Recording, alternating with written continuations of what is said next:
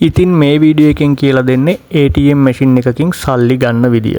පුංචි දෙයක් තමයි. ඒ වුණාට මේ දේවල් දන්නේ නැති, මේ දේවල් ගැන හොයන අය ඕන තරම් ඉන්නවා මේ සමාජය ඇතුලේ. එයාලා වෙනුවෙන් තමයි මේක. යමු වීඩියෝ එකට. ඔයා මුලින්ම කරන්න ඕන කෑෂ් විත්ඩ්‍රෝවල් මැෂින් එකක් ළඟට යන එක. සමහර මැෂින් තියෙනවා ඒක ඩිපොසිට් කරන්න විතරයි පුළුවන්. මේ නිසා මුදල් ආපසු ගන්න පුළුවන් මැෂින් එකක් වෙන්න ඕන ඔයාට මේ වැඩේ කරගන්න. ඊළඟට ඔයාගේ ATM කාඩ් එක මෙන්න මේ විදිහට චිප් එක උඩ අතට හිටින විදිහටත් චිප් එක ඉස්සරහට තියෙන විදිහටත් තියාගන්න. මෙතන පහලින් පෙන්නනවා මේ ATM කාඩ් එක දාන්න ඕන තැන. මෙන්න මේ ආකාරයට තියාගෙන මෙතනින් ATM කාඩ් එක තිබ්බට පස්සේ මේ මැෂින් එකෙන් ඔටෝ ඒක ඇතුළට ගන්නවා. ඒක අපි තල්ලු කිරීමේ අවශ්‍යතාවයක් වෙන්නේ නැහැ.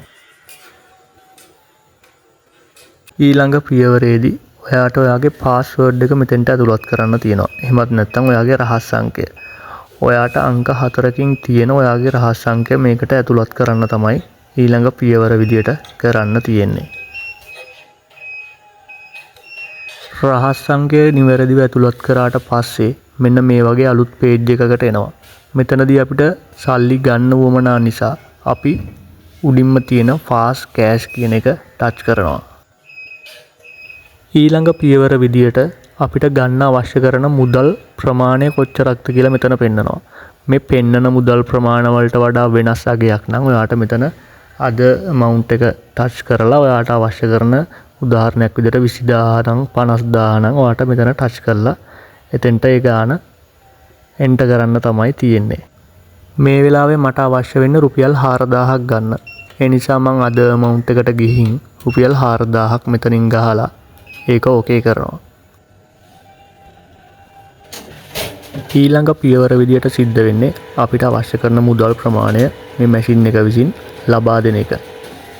එක එක ATM යන්ත්‍ර වලින් මේ මුදල් ලබා දෙන විදිහේ පුංචි වෙනස්කම් තියෙනවා. ඒකේ තරම් ගැටලුවක් වෙන්නේ නැහැ.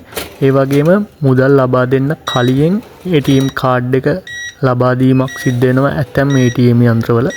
සම්පත් බැංකුවේ මුදල් ලබා ගත්තට පස්සේ තමයි කාඩ් එක ලැබෙන්නේ. ඒ වගේම මෙතන බිල් එකක් ඕනද කියලා අහනවා. අවශ්‍ය නැත්නම් මෙතන නෝ කියලා දෙන්න පුළුවන්.